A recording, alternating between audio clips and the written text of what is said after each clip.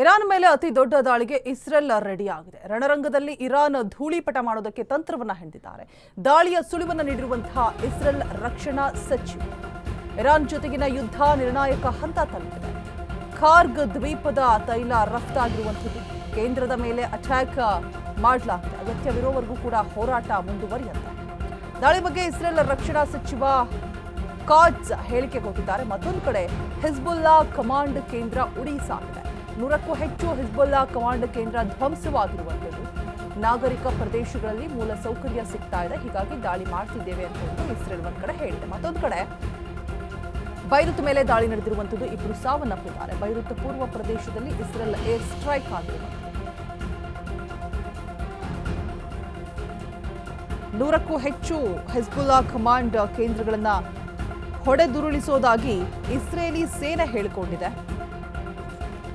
ತನ್ನ ಇತ್ತೀಚಿನ Telegram ಅಪ್ಡೇಟ್ನಲ್ಲಿ Israeli military Friday ಶುಕ್ರವಾರ ಬೈರುತ್ ಮತ್ತೆ ದಕ್ಷಿಣ ಲೆಬನಾನ್ನಲ್ಲಿರುವಂತಹ ಹಿಜ್ಬುಲ್ಲಾ ಮೂಲ ಸೌಕರ್ಯದ ಮೇಲೆ ಹಲವಾರು ಕಮಾಂಡ್ ಕೇಂದ್ರಗಳು ಕೂಡ ಸೇರಿದಂತೆ ಹಲವಾರು ದಾಳಿಗಳನ್ನು ನಡೆಸಿದೆ ಅಂತ ಕೂಡ ಹೇಳಿದೆ.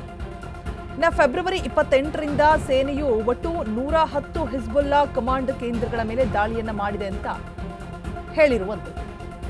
ಹಿಜ್ಬುಲ್ಲಾ ನಾಗರಿಕ ಪ್ರದೇಶಗಳಲ್ಲಿ ಮೂಲ ಸೌಕರ್ಯಗಳನ್ನು ಅಳವಡಿಸಿಕೊಂಡಿದೆ ಅಂತ ಇಸ್ರೇಲ್ ಆಗಾಗ್ಗೆ ಹೇಳ್ತಾ ಬಂದಿದೆ. ಇದು ಗಾಜಾ ಪಟ್ಟಿಯನ್ನ ಮುತ್ತಿಗೆ ಹಾಕುವಾಗ ಹಮಾಸ್ ವಿರುದ್ಧ ಮಾಡಿದ ಹಕ್ಕುಗಳನ್ನು ಪ್ರತಿಬಿಂಬಿಸುತ್ತೆ.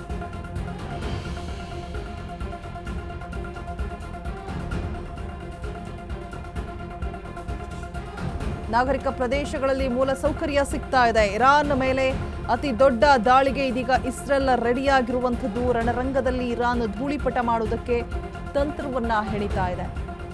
ದಾಳಿಯ ಸುಳಿವನ್ನು ಕೂಡ ನೀಡಿರುವಂಥದ್ದು ಇಸ್ರೇಲ್ ರಕ್ಷಣಾ ಸಚಿವ. ಇರಾನ್ ಜೊತೆಗಿನ ಯುದ್ಧ ನಿರ್ಣಾಯಕ ಹಂತವನ್ನ ತಲುಪಿದೆ. ಖಾರ್ಗ್ ದ್ವೀಪದ ತೈಲ ರಫ್ತು ಕೇಂದ್ರದ ಮೇಲೆ ಅಟ್ಯಾಕ್ ಮಾಡಿರುವಂಥದ್ದು. ಅಗತ್ಯ ಇರೋವರೆಗೂ ಕೂಡ ಹೋರಾಟ ಮುಂದುವರಿಯುತ್ತೆ.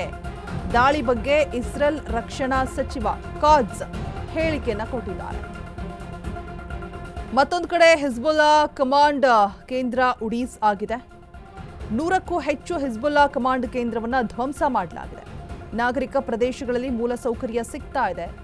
ಸೊ ಹೀಗಾಗಿ ದಾಳಿ ಮಾಡ್ತಿದ್ದೇವೆ ಅಂತ ಹೇಳ್ಬಿಟ್ಟು ಇಸ್ರೇಲ್ ಹೇಳಿರುವಂಥದ್ದು. ಮತ್ತೊಂದೆಡೆ ಬೈರುತ್ ಮೇಲೆ ದಾಳಿ ಮಾಡಿದೆ. 2 ಸಾವನ್ನಪ್ಪಿದ್ದಾರೆ. ಬೈರುತ್ನ ಪೂರ್ವ ಪ್ರದೇಶದಲ್ಲಿ ಇಸ್ರೇಲ್ ಏರ್ ಸ್ಟ್ರೈಕ್ ಆಗಿರುವಂಥದ್ದು.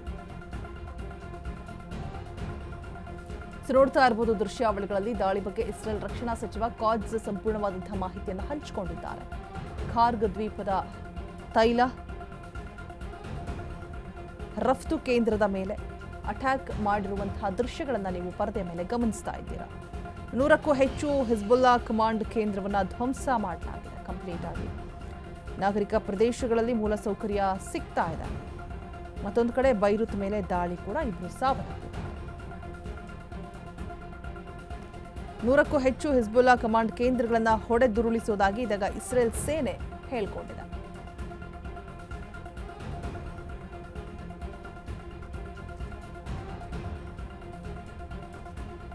ಯುದ್ಧ ದಾಳಿ ಪ್ರತಿದಾಳಿಗಳು ನಿಲ್ತಾ ಇಲ್ಲ, ನಡೀತಾನೆ ಇದೆ. ಇರಾನ್ ಹತ್ರ ಯಾವುದೇ ರೀತಿಯಾದಂತಹ ಕ್ಷಿಪಣಿಗಳಿಲ್ಲ, ಖಾಲಿಯಾಗಿದೆ. ಕಂಪ್ಲೀಟ್ ಆಗಿ ನಾವು ಕ್ಷಿಪಣಿಗಳ ಗೋಡೌನ್, ರಾಕೆಟ್ಗಳ ಗೋಡೌನ್, ಡ್ರೋನ್ ಗೋಡೌನ್ ಮೇಲೆ ದಾಳಿಯನ್ನ ಮಾಡಿದ್ದೀವಿ, ಮುಗಿದು ಹೋಯ್ತು, ಇನ್ನು ತಣ್ಣಗಾಗುತ್ತೆ ಅಂತ ಹೇಳ್ಬಿಟ್ಟು ಒಂದ್ ಕಡೆ ವಿಶ್ವದ ದೊಡ್ಡಣ್ಣ ಹೇಳಿಕೆಯನ್ನ ಕೊಟ್ಟರೆ, ಟ್ರಂಪ್ ಹೇಳಿಕೆಯನ್ನ ಕೊಟ್ಟಿದ್ರು ಈ ಹಿಂದೆ. ಬಟ್ ಇರಾನ್ ಯುದ್ಧವನ್ನ ನಿಲ್ಲಿಸ್ತಾ ಇಲ್ಲ. ಕಂಟಿನ್ಯೂಸ್ ಆಗಿ ಕ್ಷಿಪಣಿಗಳ ಸುರಿಮಳೆಗಳನ್ನ ಒಂದ್ ಕಡೆ ಗೈತಾ ಇದೆ.